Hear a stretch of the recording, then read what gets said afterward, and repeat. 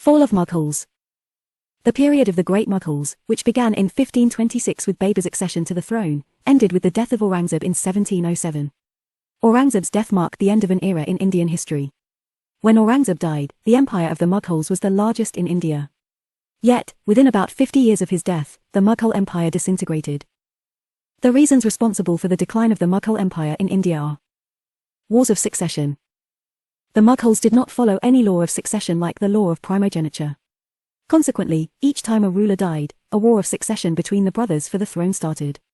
This weakened the Mughal Empire, especially after Aurangzeb. The nobles, by siding with one contender or the other, increased their own power. Aurangzeb's policies. Aurangzeb failed to realize that the vast Mughal Empire depended on the willing support of the people. Aurangzeb's religious orthodoxy and his policy towards the Hindus damaged the stability of the Mughal Empire. He lost the support of the Rajputs, who had contributed greatly to the strength of the empire. They had acted as pillars of support, but Aurangzeb's policy turned them to bitter foes. The wars with the Sikhs, the Marathas, the Jats and the Rajputs had drained the resources of the Mughal Empire. Weak successors of Aurangzeb. The successors of Aurangzeb were weak and became victims of the intrigues and conspiracies of the faction-ridden nobles. They were inefficient generals and incapable of suppressing revolts. The absence of a strong ruler, an efficient bureaucracy and a capable army had made the Mughal Empire weak. After Bahadur Shah's reign came a long list of weak, worthless and luxury-loving kings. Empty treasury. Shah Jahan's zeal for construction had depleted the treasury. Aurangzeb's long wars in the south had further drained the exchequer. Invasions. Foreign invasions sapped the remaining strength of the Mughals and hastened the process of disintegration. The invasions of Nadir Shah and Ahmed Shah Abdali resulted in further drainage of wealth. These invasions shook the very stability of the empire.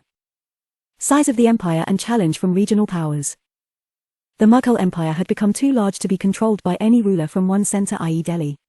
The great Mughals were efficient and exercised control over ministers and army, but the later Mughals were poor administrators. As a result, the distant provinces became independent. The rise of independent states led to the disintegration of the Mughal Empire. Rise of independent states in the 18th century. With the decline of the Mughal Empire, a number of provinces seceded from the empire and several independent states came into existence. Hyderabad. The state of Hyderabad was founded by Kamaluddin Siddiqui, who was appointed viceroy of the Deccan, with the title of Nizam-ul-Mulk, by Emperor Farrukhsiyar in 1712.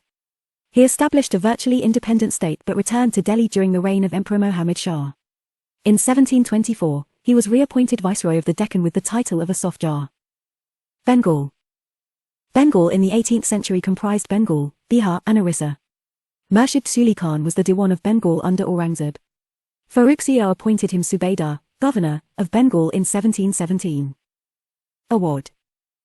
The Suba of Awadh comprised Banaras and some districts near Allahabad. Sadiq Khan Burhan-ul-Mulk was appointed governor of Awadh by the Mughal emperor. But he soon became independent. Deterioration of land relations. Shah Jahan and Aurangzeb opted for Jagirs and Paibaki instead of paying directly from state treasury to the officials. Jagirs refer to temporary allotment of lands to officials for their services which may be according to the satisfaction of the emperor. Paibaki refers to revenue from reserved lands which were sent to the central treasury. There was a constant clash of interest between the nobles and zamindars. Rise of the Marathas. Marathas consolidated their position in western India. They started making plans for a greater Maharashtra empire. The decline of the Mughal Empire was due to social, economic, political and institutional factors. By 1813, the British government took away the power that allowed the East India Company's monopoly, and later, the company worked on behalf of the government. In 1857, the Indian Rebellion occurred which prompted the British Colonial Office to exile the last emperor, Bahadur Shah II, and take complete control of the Indian subcontinent. Possible questions on this topic. Coming of Europeans. British Raj, period of direct British rule over the Indian subcontinent from 1858 until the independence of India and Pakistan in 1947. British almost took a century to expand and consolidate their power to become a trader to ruler with help of diplomatic and military tactics. The English had imposed every possible means of war and administrative policies to consolidate their own rule over entire India. Reasons for British supremacy in India. Superior arms and military strategy. The British had modern muskets and cannon, were well equipped with a speed of firing and range which were better than Indian arms. For that matter, many Indian rulers imported European arms and employed European as military officers, but they never think about military strategy, which was made them mere imitators. Loyalty, military discipline and regular salary. The British were very particular about regular salary and a strict regime of discipline which ensured that officers and the soldiers were loyal. On the other hand, Indian rulers did not have sufficient funds to pay salaries on a regular basis. Some of the rulers were dependent on personal retinues or a rabble of mercenary elements that were not disciplined and loyal. Procedure for the selection of officers. The British select their officers and soldiers on the basis of reliability and skills, not on the basis of heredity, caste and clan. They were very strict on the subject of discipline and objectives of their campaign. On the other hand, Indian rulers select their administrator and military officers on the basis of caste and personal relations, that sometimes disregarding the merit and ability. Quality of leadership. Robert Clive, Warren Hastings, Elphinstone, Munro etc. shows their high quality of leadership. The British had also advantage of second line of leadership such as Sir Eyre Coote, Lord Lake, Arthur Wellesley etc. who fight for the cause and glory of their countrymen. Although, Indian side had also brilliant leadership like Hyder Ali, Tipu Sultan, Madhu Ayo, Scindia, Jaswant Ayo Holkar, but lacked by second line of leadership. It is noteworthy that Indian rulers were not united and their enmities were immensely used by British to each others. Strong financial backup. The British had enough funds to pay its shareholders with good dividends that compelled them to finance the English wars in India. Moreover, the British trade added enormous wealth to England that makes their government to help them indirectly or directly through money, material and money. Lack of national pride and unity. The Indian rulers were not well versed in a materialistic vision of diplomacy, whereas British believe in material advancement. Indian rulers were lacking by unified political nationalism, which was masterly used by British to engage them into fight among themselves. Political faction and lack of unity among the Indian rulers forced the British to aspire from trader to ruler. The British officers started acquiring territory just to promote and protect their trade interest, but political hostility in India compelled them to establish an empire. A number of powerful kingdoms such as Bengal, Awadh, Hyderabad, and Mysore arose and became virtually independent from the Mughal Empire. The weakened Mughal Empire was challenged by Marathas time and again. Marathas captured vast swathes of territory in northern and central India. The remaining illusion of continued domination of Mughal power was shattered by Nadir Shah's Shah of Persia invasion of India in 1739. The British who came to India for trade eventually became the political master of India. From Battle of Plassey to annexation of Punjab in 1849, the entire Indian subcontinent had been brought under British control. Apart from outright wars, they employed methods like subsidiary alliance and doctrine of lapse to expand and consolidate their empire in India. Possible questions on this topic. 1. Out of all the major European powers that came to India, the British were able to establish a long-lasting pan-Indian empire. Examine the factors responsible for it. 250 words. Struggle among Europeans. Anglo-French rivalry. The Anglo-French struggle lasted in India for nearly 20 years, and this ultimately gave way to the establishment of British power in India. In the Carnatic region and Bengal, the Anglo-French rivalry was much evident. In Bengal, their hostility had been contained by the effective intervention of Alivardi Khan. But in the south, the French position was reinforced due to the arrival of a fleet from Mauritius, and this resulted in an attack by French on the English position in Madras. Anglo-French wars in India. First Carnatic War, 1746 to 1748. English navy under Barnet captured some French ships. The French governor of Pondicherry, Dupleix, attacked the English in retaliation in 1746, and this led to the beginning of First Carnatic War. English appealed to the Nawab of Carnatic for protection. Battle of St. Thomé was fought between the French and Mahfuz Khan, commander of Anwaruddin, the Nawab of Carnatic. In this battle, French emerged as winners. Treaty of Aix-la-Chapelle brought an end to the first round of Anglo-French conflicts in India as well. The English possessions in India were returned, while the French got back their North American possessions. Madras was returned back to the English East India Company in exchange of Louisbourg in North America to France. The First Carnatic War also demonstrated the importance of naval power. Second Carnatic War, 1749 to 1754. Anglo-French rivalry continued in India, although it had ended in Europe. In 1748, Nizam of Hyderabad Nizam-ul Mulk Asaf Jah died, which resulted in a war of succession. Muzaffar Jang, who aspired to become the Nizam of Hyderabad, and Chanda Sahib, a candidate for the throne of Arcot, was supported by French governor after victory in Battle of Amber in 1749. Muzaffar Jung became the Nizam and Chanda Sahib the Nawab of Muhammad Ali, son of Anwaruddin, who was supported by British, escaped to Tiruchirappalli. In 1751 the British commander Robert Clive captured Arcot, i.e. the capital of the Carnatic. Chanda Sahib was treacherously murdered by the Raja of Tanja. Later, Dupleix was recalled. The war concluded by the Treaty of Pondicherry in 1755. According to this treaty, each party was left in possession of the territories that it occupied at the time of the treaty. Third Carnatic War, 1758–1763. The outbreak of the 7 Years' War, 1756–1763, in Europe was the cause of the Third Carnatic War, 1758–1763. The British general Sir Eyre Coote defeated Count de Lowley, the commander of the French troops, at Wandiwash in 1760. Battle of Wandiwash ended almost a century of conflict over supremacy in India and availed the British East India Company a far superior position in India compared to the other European traders. The 7 Years' War concluded by the Treaty of Paris in 1763, and this also led to the ending of Third Carnatic War. The French got Pondicherry, Karaikal, May, and Yenam, but condition applied was these were to be never fortified. Reasons for the French failure in India. The English East India Company was the wealthier of the two due to its superiority in trade. EIC possessed superior naval strength. They could bring in soldiers from Europe and also provide supplies from Bengal. The French did not have any such avenue to replenish. Resources. Its possessions in India had been held longer and were better fortified and more prosperous. The French company was heavily dependent on the French government.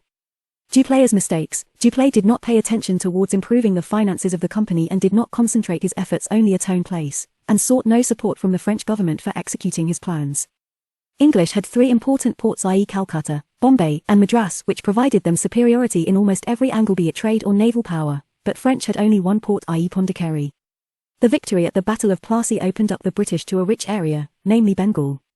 The British had many capable and able soldiers like Robert Clive, Stringer Lawrence, and Sir Eyre Coote.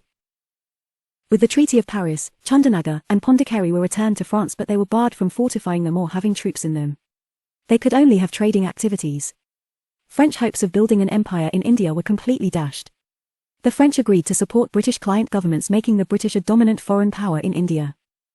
Rise of East India Company. Historical importance of Battle of Plassey. The Battle of Plassey was a war fought between the British East India Company and the Nawab of Bengal and his close allies, who were mainly the French troops.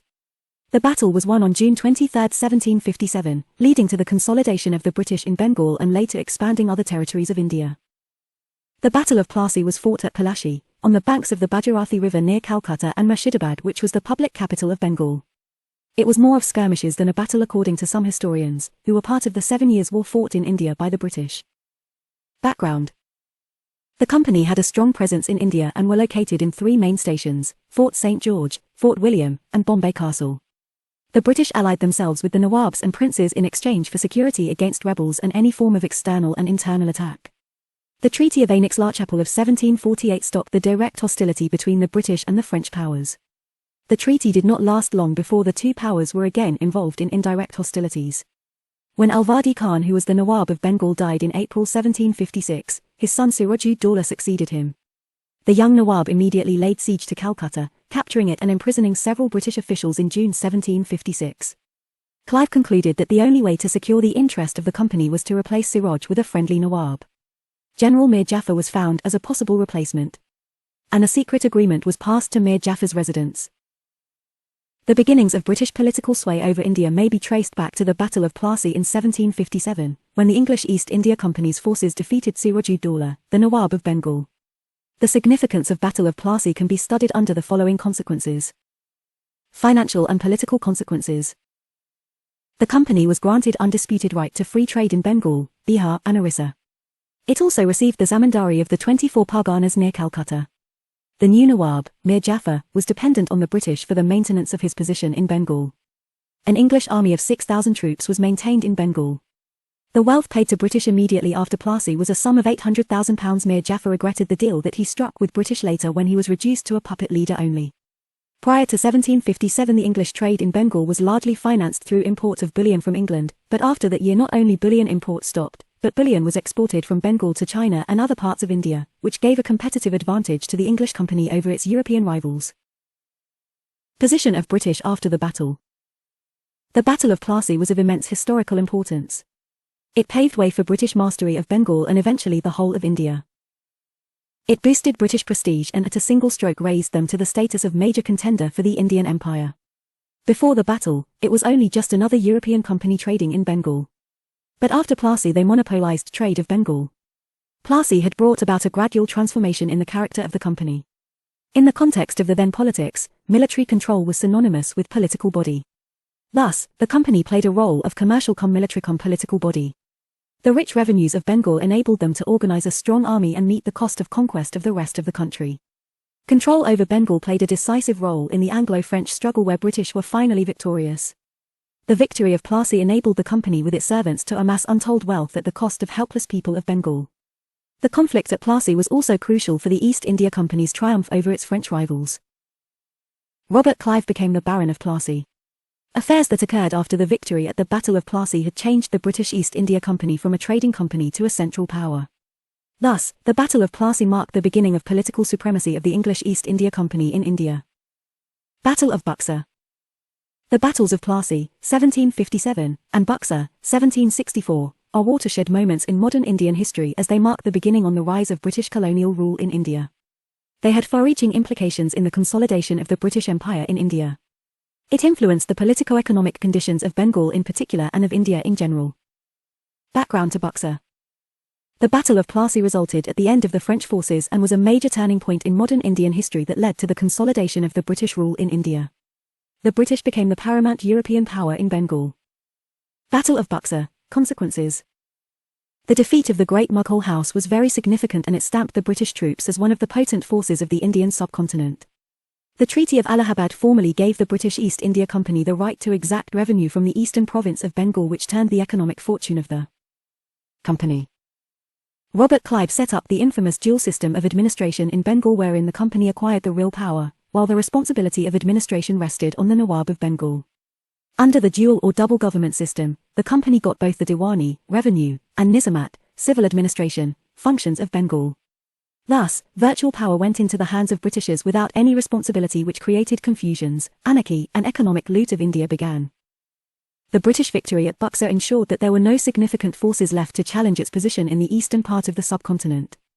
The defeat of the Nawab of Awadh created a buffer state which effectively created a wall between the Britishers and the notorious Marathas. Through the residents, the company officials began interfering in the internal affairs of Indian states. If the Battle of Plassey had made the English a powerful factor in the politics of Bengal, the victory of Buxar made them a great power of North India and contenders for the supremacy of the whole country.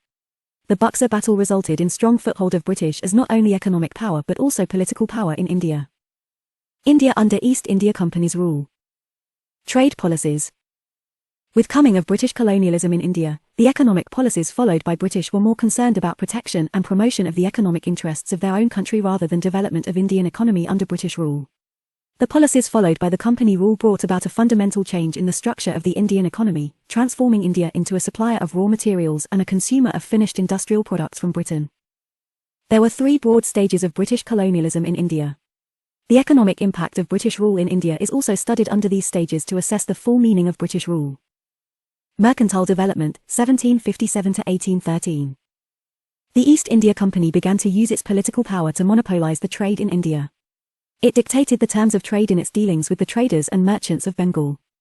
The company imposed inflated prices of goods, leading to adventurous capitalism whereby the wealth was created by the political clout of the British traders. The revenue collected from Bengal was used to finance exports to England. Industrial phase, 1813 to 1858. With development of British industries, India was exploited by its colonial masters as a market for British goods. With coming of the Act of 1813, only one-way trade was allowed by the British, as a result of which, the Indian markets was flooded with cheap, machine-made imports from newly industrialized Britain.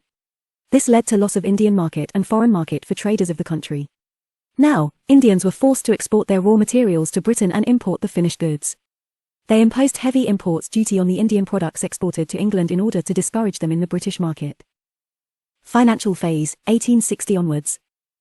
After the British consolidated their position in India, they converted India into a market for British manufacturers while still being a supplier of foodstuffs and raw materials. In the second half of the 19th century, modern machine-based industry started coming up in India. With the introduction of railways in 1853, and post and telegraph being introduced in year 1853 as well. There was a rush of foreign investment in India, mainly lured by high profits and availability of cheap labour, raw materials. The banking system was introduced in form of Avid Commercial Bank in year 1881. Homegrown industries came into existence in form of Tata Iron and Steel in 1907. Socially, this led to the rise of an industrial capitalist class, and a working class became an important feature of this phase. Effects of British rule on economic conditions. The British rule stunted the growth of Indian enterprise. The economic policies of British checked and retarded capital formation in India. The drain of wealth financed capital development in Britain. Indian agricultural sector became stagnant and deteriorated even when a large section of Indian populace was dependent on agriculture for subsistence. The British rule in India led the collapse of handicraft industries without making any significant contribution to development of any modern industrial base. Some efforts by the colonial British regime in developing the plantations, mines, jute mills, banking, and shipping mainly promoted a system of capitalist firms that were managed by foreigners. These selfish motives led to further drain of resources from India. Britain subordinated the Indian economy to its own economy and determined the basic social trends in India according to her own needs. The result was stagnation of India's agriculture and industries, exploitation of its peasants and workers by the zamindars, landlords, princes, moneylenders, merchants, capitalists, and the foreign government and its officials, and the spread of poverty, disease, and semi-starvation. Administration. In 1764, after the Battle of Buxar, the British became supreme power in Bengal. When the British took control of Bengal, they tried to establish administration according to their requirements. However, after 1857 British administrative policies were modified, but it never lost sight of its main objects, which were companies' profits, to enhance the profitability of its Indian possessions to Britain and to maintain and strengthen the British hold over India. Administrative measures British adopted initially to rule India. 1. From 1765 to 1772, in the period of the dual government, Indian officials were allowed to function as before but under the overall control of the British governor and British officials. In 1772, the company ended the dual government and undertook to administer Bengal directly through its own servants. 2. Continuous wars and mismanagement by the company officials made British Parliament to pass Regulating Act of 1773. 1. Regulating Act, 1773. The government, headed by a Governor-General in Bengal and 4 councillors, having the supervisory authority over the presidencies of Bombay and Madras. The Act recognised the right of Parliament to regulate the civil, military and revenue affairs of the company's territories in India too.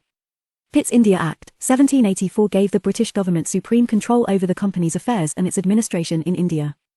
It established Board of Control. The Board of Control was to guide and control the work of the Court of Directors and the Government of India. 3. Charter Act of 1813 Government and the revenues of India continued to be in the hands of the company.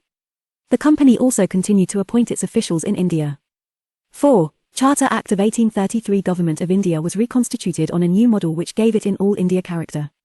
This act redesignated the Governor-General of Bengal as the Governor-General of India. The Governor-General was given exclusive legislative powers for the whole of British India. It attempted to introduce a system of open competitions for the selection of civil servants. Initial administrative approach changed later on. 1. From 1853 onwards changes begun in administrative policies, but major changes seen after 1857 revolt.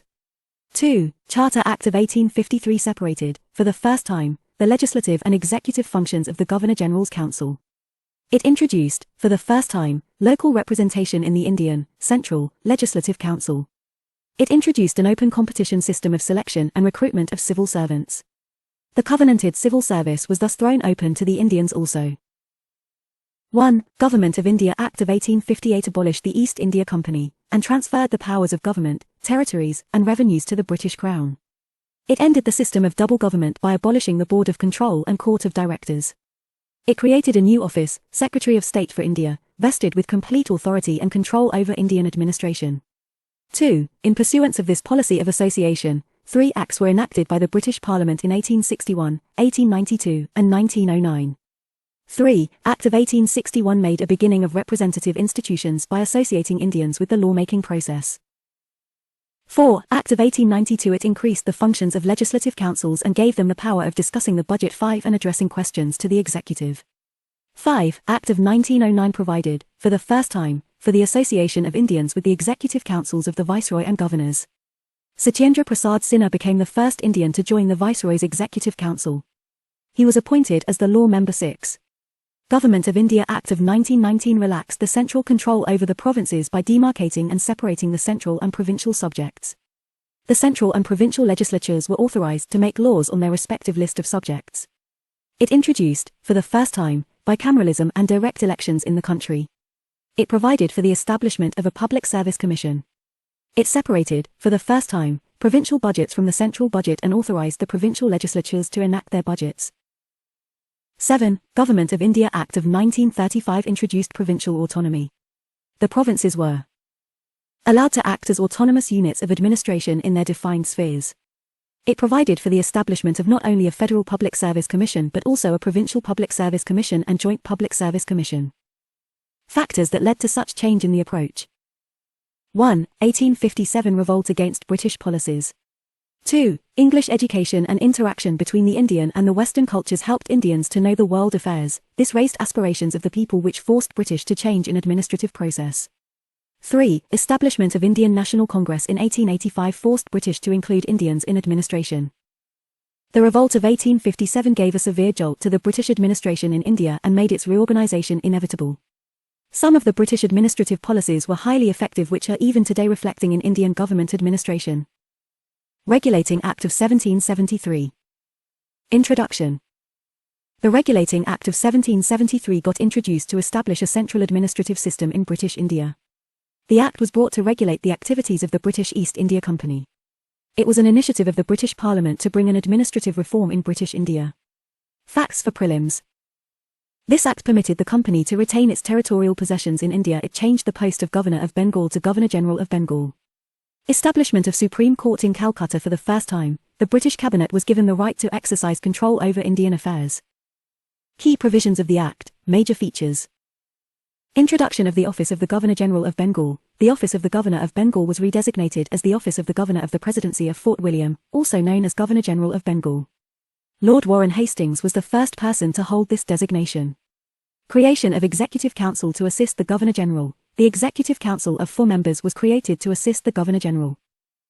Governors of Bombay and Madras Presidencies subordinate to the Governor-General of Bengal. The governors of Bombay and Madras were made subordinate to the Governor-General of Bengal, thereby making the Governor-General of Bengal as the ultimate authority. Establishment of the Supreme Court at Judicature at Fort William. In the year 1774, Supreme Court of Judicature at Fort William was established at Calcutta with 1 Chief Justice and 3 other judges.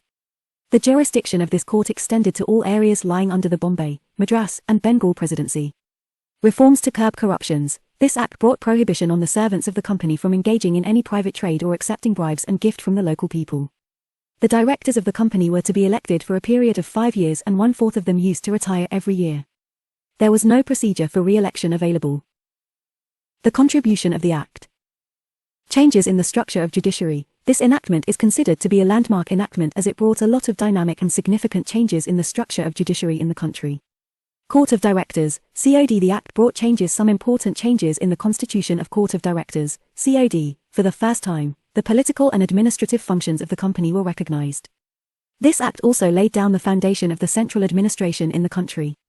This Act created for the first time the Supreme Court at Calcutta, thereby making a proper judicial system, and judiciary got regulated to an extent, and for the first time learned judges from England were made part of the Supreme Court in India. Defects in the Regulating Act 1773. The Act rendered the Governor-General without any veto power. He was overruled most of the time by the majority decision of the members of his council. He was responsible for all his acts to the Court of Directors and answerable for the administrative decisions taken in India. Debilitation of administration. The governors of Bombay and Madras presidencies were subordinate and ultimate powers were laid in the governor's hands. It led to debilitation of administration at subordinate levels and persistence of corruption.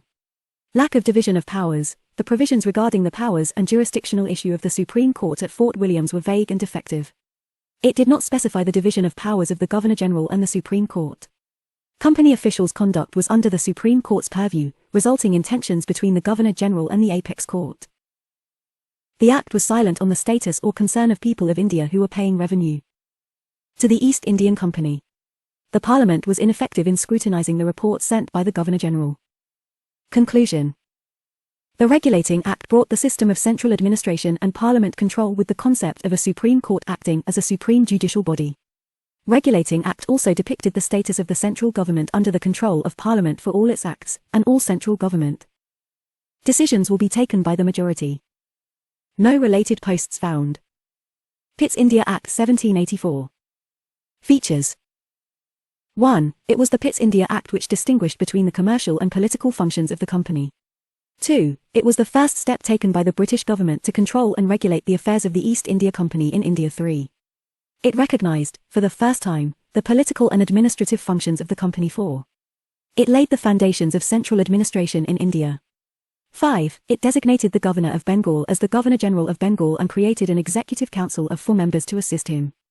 The first such Governor-General was Lord Warren Hastings. 6. It provided for the establishment of a Supreme Court at Calcutta, 1774, comprising 1 Chief Justice and 3 other judges.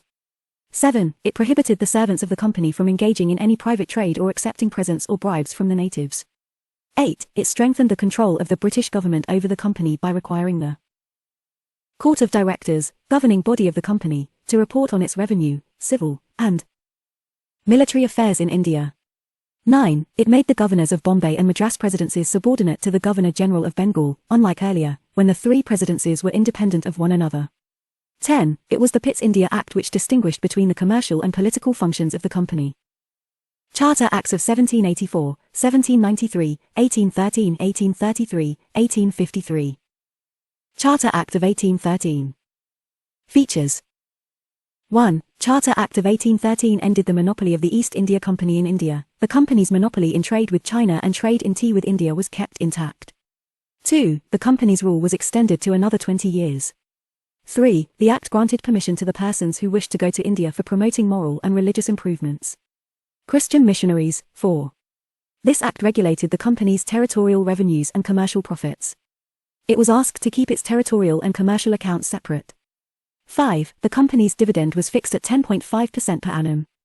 6. There was also a provision that companies should invest 1 rupee lakh every year on the education of Indians. 7. It empowered the local governments in India to impose taxes on persons and to punish those who did not pay them. Charter Act of 1833. Features. 1. The Charter Act of 1833 legalized the British colonization of India. It ended the activities of the East India Company as a commercial body. It became an administrative body. It provided that the company's territories in India were held by government in trust for His Majesty, his heirs and successors. 2. It made the Governor-General of Bengal as the Governor-General of India and vested in him all civil and military powers. This made Lord William Bentinck the first Governor-General of India. Centralization of the administration of India. 3. The governors of Bombay and Madras lost their legislative powers. Governor-General of India had legislative powers over entire British India. 4. The laws made under the previous acts were called as regulations while laws made under this act were called as acts.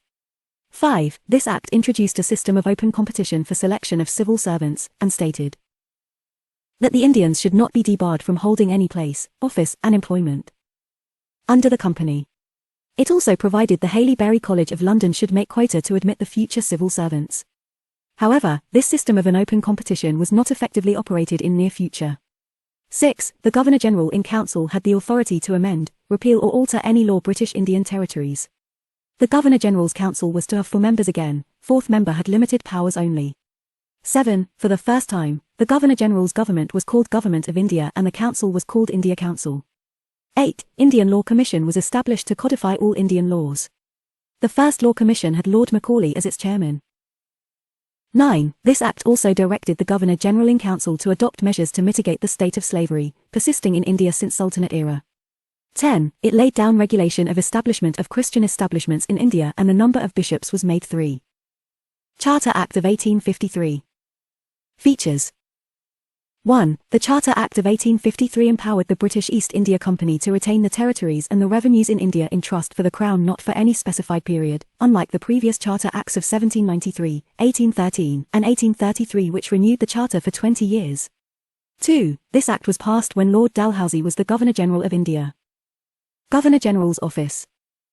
1. It separated, for the first time, the legislative and executive functions of the Governor-General's Council. 2. It provided for addition of 6 new members called Legislative Councillors to the Council, 12 in total. The Governor-General could nominate a Vice President to the Council and his assent is required for all legislative actions. It established a separate Governor-General's Legislative Council which came to be known as the Indian, Central, Legislative Council. This legislative wing of the Council functioned as a mini-parliament, adopting the same procedures as the British Parliament. 3. The law member, 4th member, became a full member with the right to vote.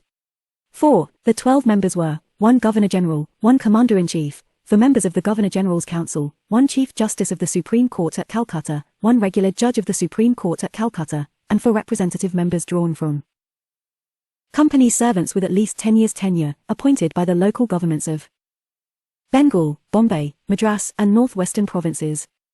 5. It introduced an open competition system of selection and recruitment of civil servants. The Covenanted Civil Service was thus thrown open to the Indians also.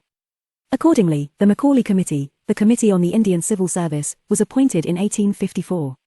6. The number of board of directors was reduced from 24 to 18, out of which 6 people were to be nominated by the British Crown. 7. This act served as the foundation of the modern parliamentary form of government. The legislative wing of the Governor-General's Council acted as a parliament on the model of the British Parliament. Doctrine of Lapse. The doctrine of lapse was an annexation policy followed widely by Lord Dalhousie when he was India's Governor-General from 1848 to 1856.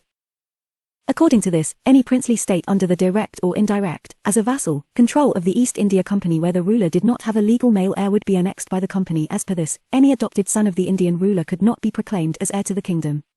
This challenged the Indian rulers' long-held authority to appoint an heir of their choice. Doctrine of Lapse. The doctrine of lapse was an annexation policy followed widely by Lord Dalhousie when he was India's Governor-General from 1848 to 1856. According to this, any princely state under the direct or indirect, as a vassal, control of the East India Company where the ruler did not have a legal male heir would be annexed by the company. As per this, any adopted son of the Indian ruler could not be proclaimed as heir to the kingdom. This challenged the Indian rulers' long-held authority to appoint an heir of their choice. Subordinate alliance. Wellesley's policy of subsidiary alliance was an extension of ring fence, which sought to reduce states to a position of dependence on British government in India. According to this system, every ruler in India had to accept to pay a subsidy to the British for the maintenance of British army. In return, British would protect them from their enemies, which gave British enormous expansion. French used to provide their troops for the rent purpose to the native Indian state. Dupleix was the first who lent European troops to the Indian state. Later it was adopted at a large scale by Lord Wellesley, who started it to make sure that no state in India. Key features of subsidiary alliance. The allies of Indian states ruler were compelled to accept the permanent garrison of British army within their territories and to pay a subsidy for its maintenance. An Indian ruler entering into subsidiary alliance with the British had to dissolve his own armed forces. He also had to pay for the British army's maintenance. In return, the British would protect the Indian state against any foreign attack or internal revolt. The British promised non-interference in internal affairs of the Indian state, but this was rarely kept. The Indian state could not enter into any alliance with any other foreign power. He could also not employ any other foreign nationals other than Englishmen in his service. And, if he were employing any, on the signing of the alliance, he had to terminate them from his service. The idea was to curb the influence of the French. The Indian state could also not enter into any political connection with another Indian state without British approval. The Indian ruler, thus, lost all powers in respect of foreign affairs and the military. He virtually lost all his independence and became a British protectorate. A British resident was also stationed in the Indian court. Impact of policy and British expansion. If a ruler failed to make the payment, a portion of his territory would be taken away and ceded to the British in the name of maintaining the troops. This was the outcome in most cases, as rulers fell into arrears and a part of their territory was taken. The subsidiary system was the Trojan horse tactics in empire building. It disarmed the Indian states and threw British protectorate over them. The Governor-General had proxy in every Indian state that accepted the subsidiary alliance. Thus, it deprived the Indian princes of forming any confederacy against British. It enabled the company to maintain a large standing army at the expense of Indian princes.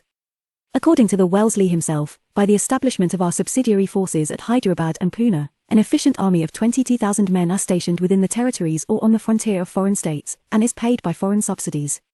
That army is constantly maintained in a state of perfect equipment, and is prepared for active service in any direction at the shortest notice, without any considerable increase to the permanent military expenses of the Government of India. The stationing of the company's troops in the capitals of the Indian princes gave the English the control of the strategic and key positions in India without arousing the jealousy of other European nations. The subsidiary system helped the company to effectively counteract any possible French moves in India. The company required the subsidiary ally to dismiss all Frenchmen from his service. The British residents wielded considerable influence in the affairs of the Indian states. This placed great patronage into the hands of company's authorities in India. The company acquired territories in full sovereignty from Indian states and expanded their dominions in India. So, we can say that on one hand subsidiary alliance helped company to reduce the threat of Napoleon French, and on the other hand company could maintain a large army on the expenses of Indian states. The native states, they virtually ceased to exist from the moment they became subsidiary to or protected by the company. The conditions under which they were allowed to retain their apparent independence were at the same time the conditions of permanent decay, and of an utter inability of improvement. No related posts found. Misk. With the victory of the British in the Carnatic Wars and more importantly in the Bengal battles began the process of their conquest of India. By 1765 the British had not become the virtual rulers of Bengal, Bihar and Orissa, but also begun to dictate terms to the Nawabs of both Carnatic and Awadh. This was a gradual process by the end of which, all parts of India came under British control. British conquest of India in stages. The British colonial rule in India is generally divided into 3 stages. First stage, 1757 to 1813, represents the mercantile phase. This mercantilist phase was marked by direct plunder and the East India Company's monopoly trade functioning through the investment of surplus revenues in the purchase of Indian finished goods for export to England and Europe. During the mercantile phase the aim of all activity was to accumulate wealth. In order to pursue a favourable trade, the British Company started aggressive policies in India. The government passed the Regulating Act and the Pitt's India Act to gain more and the direct control over the affairs of the company. The company officials transferred their fortunes acquired in India to England. The financial bleeding of India started with the British gaining hegemony over Indian territories. New revenue settlements were imposed upon the agrarian structure. They fought several wars, crushed many princely states and brought them under the colonial authority. Soon the mercantile phase came to an end. Second stage, 1813 to 1860, represents the free trade phase.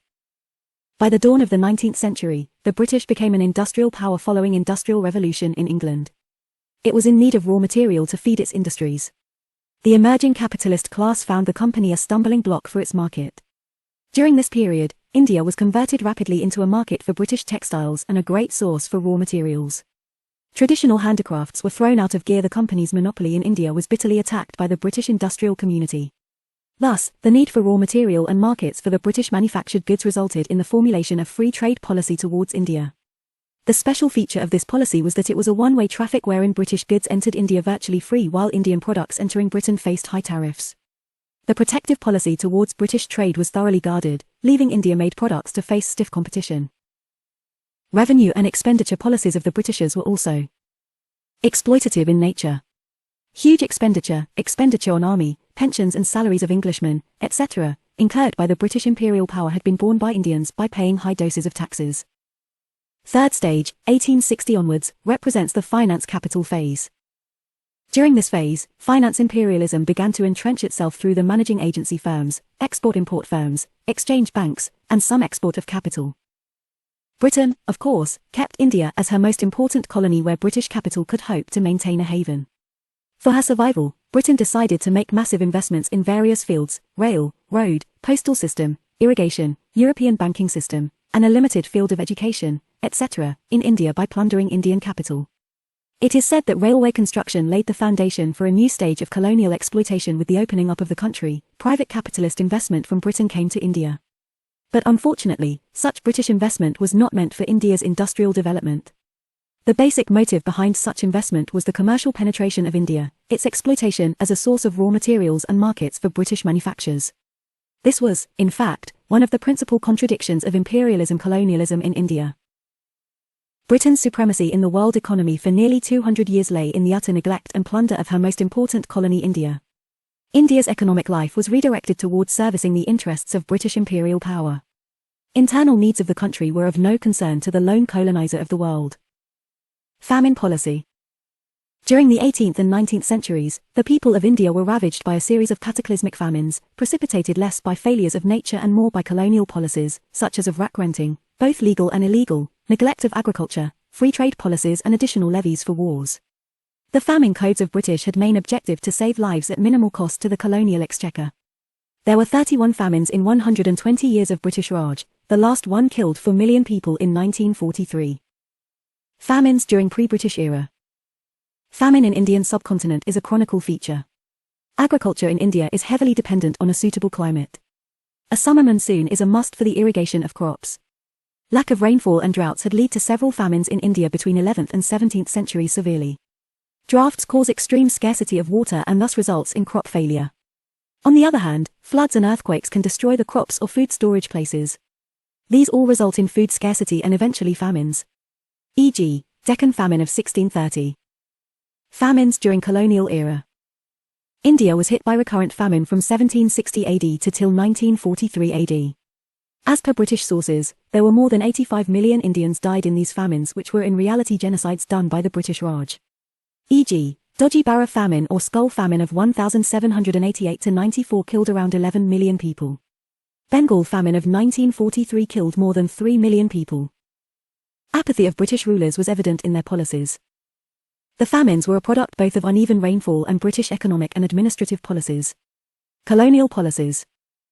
Colonial policies implicated include rack renting, levies for war, free trade policies, the expansion of export agriculture, and neglect of agricultural investment. During the Bengal famine of 1770, East India Company raised taxes disastrously and exacerbated it, even if the famine was not caused by the British colonial government. Indian exports of opium, rice, wheat, indigo, jute, and cotton were a key component of the economy of the British Empire, generating vital foreign currency, primarily from China, and stabilizing low prices in the British grain market. Policy lapses such as prioritizing distribution of vital supplies to the military, civil services and others, as well as stopping rice imports. Policy of laissez-faire. The government's policy of laissez-faire in the trade of grain. For example, two of the worst famine-afflicted areas in the Madras Presidency, the districts of Ganjam and Visakhapatnam, continued to export grains throughout the famine. Export crops displaced millions of acres that could have been used for domestic subsistence, and increased the vulnerability of Indians to food crises.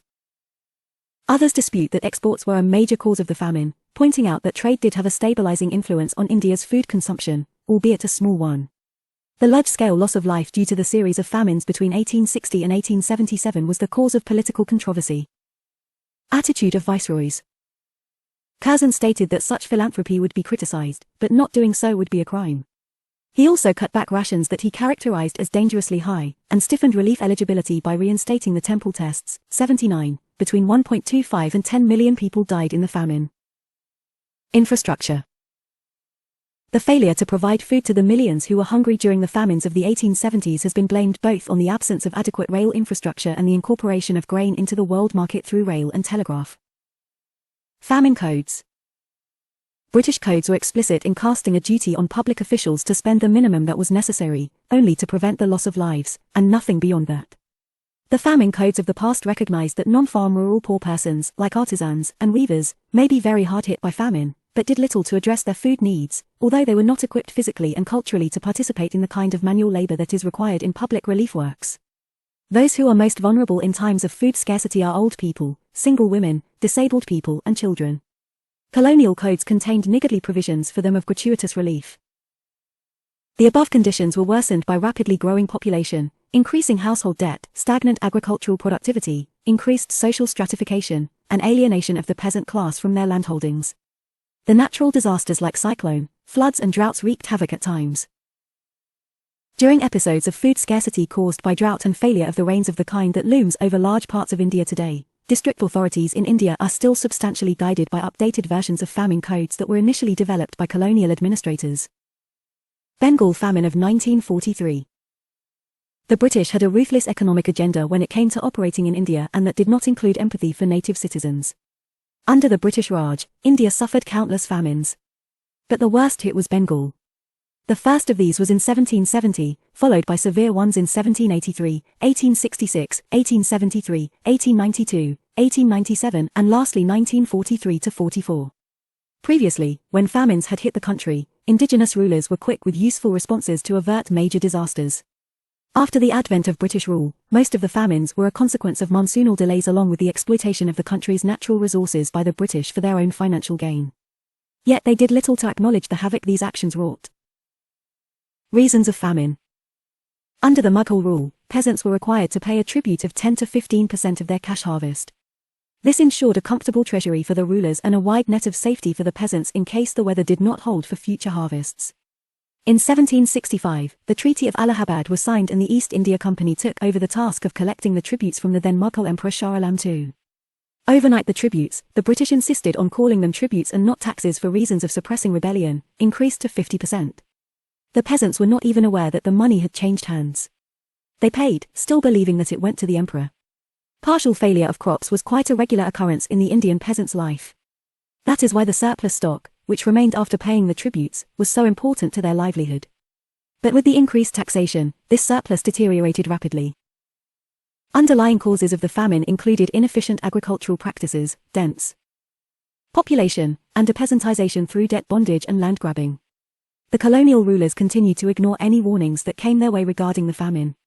Proximate causes of famine comprised localized natural disasters, a cyclone, storm surges and flooding, and rice crop disease, combined with the consequences of war such as initial, general wartime inflation of both demand pull and monetary origin, loss of rice imports due to the Japanese occupation of Burma, modern Myanmar, near total disruption of Bengal's market supplies and transport systems by the preemptive, defensive scorched earth tactics of the Raj, the denial policies for rice and boats, massive inflation brought on by repeated policy failures, war profiteering, speculation, and perhaps hoarding.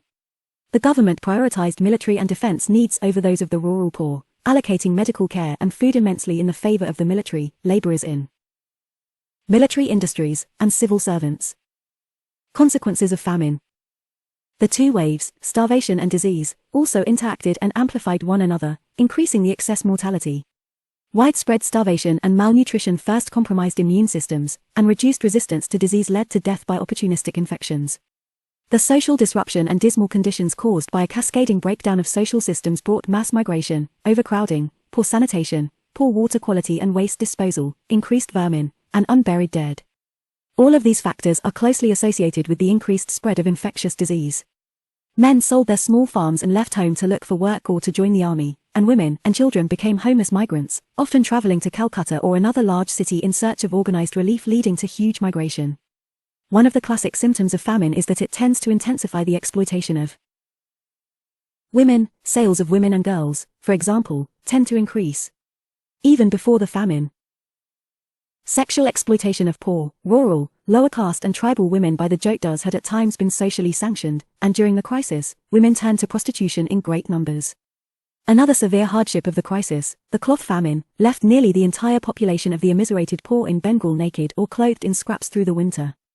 The British military consumed nearly all the textiles produced in India by purchasing Indian-made boots, parachutes, uniforms, blankets, and other goods at steep discount rates.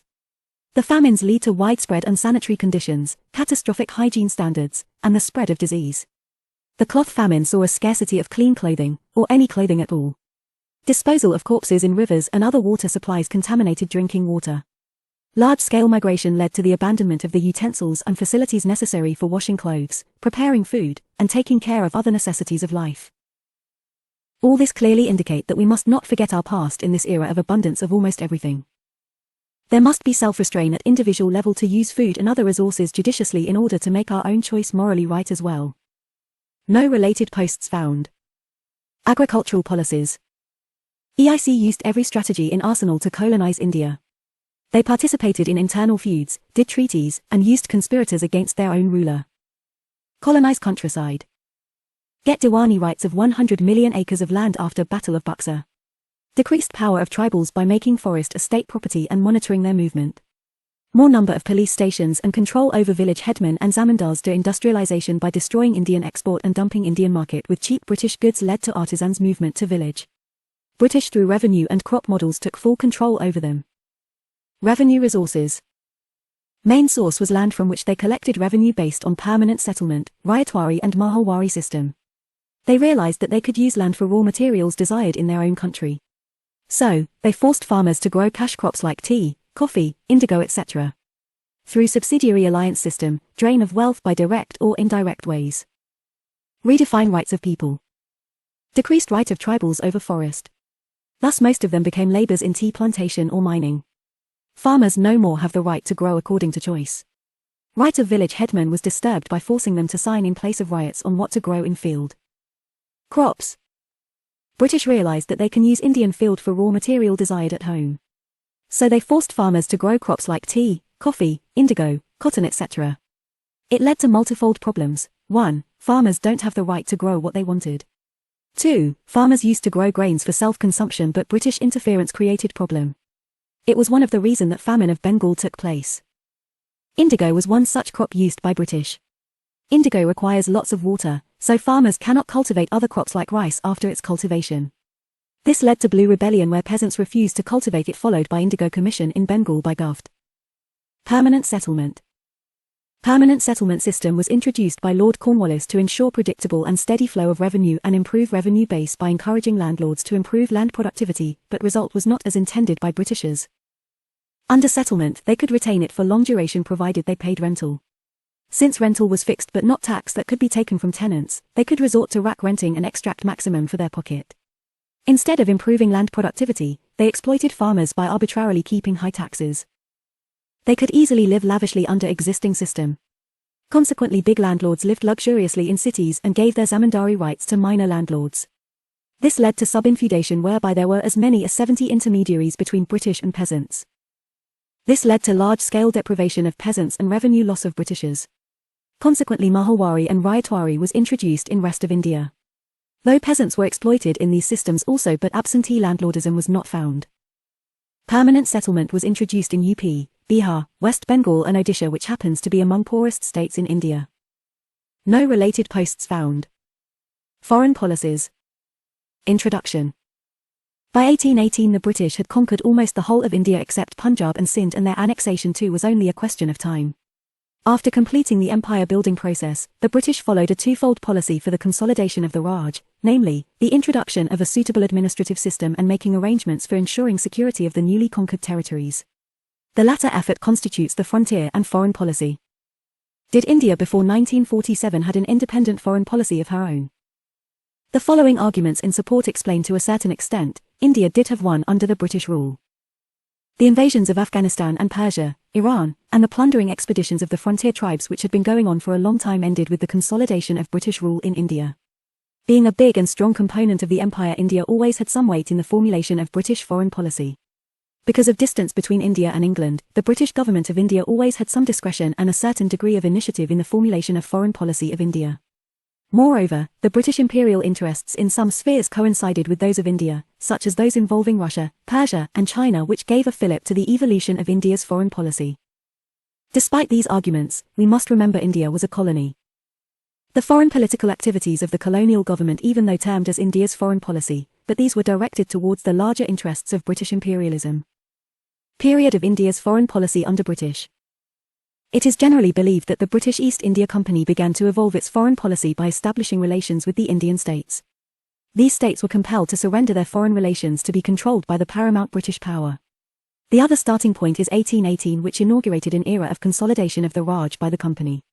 But in terms of international law, it was the transfer of power in 1858 to 59 from the company to the British Crown that gave to India's foreign policy an independent character, in form. The foreign policy. This can be assessed under the following subheadings. 1. Northwest Frontier Policy. The annexation of Sindh, 1843, and Punjab, 1849, brought the British into direct contact with the hill tribes. The hill tribes, however, were practically free, owing only nominal allegiance to the Emir of Kabul, and frequently indulged in mass raids and plundering of the British-Indian border areas.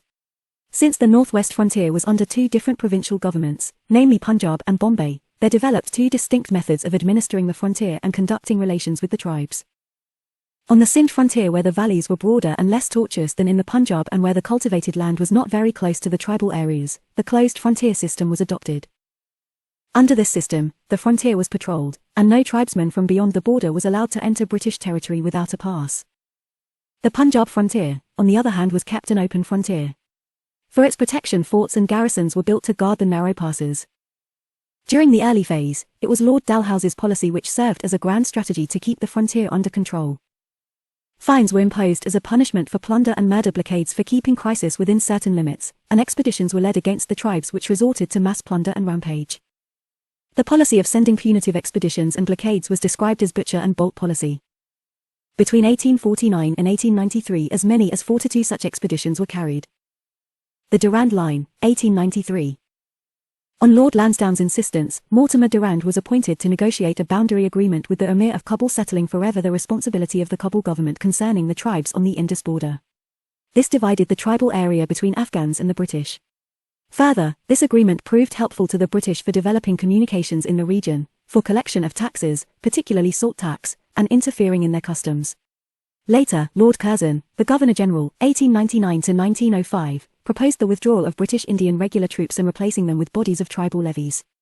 Also, for administrative efficiency and effective control, he carved out a new province known as Northwestern Frontier Province. 2. Persia and Persian Gulf.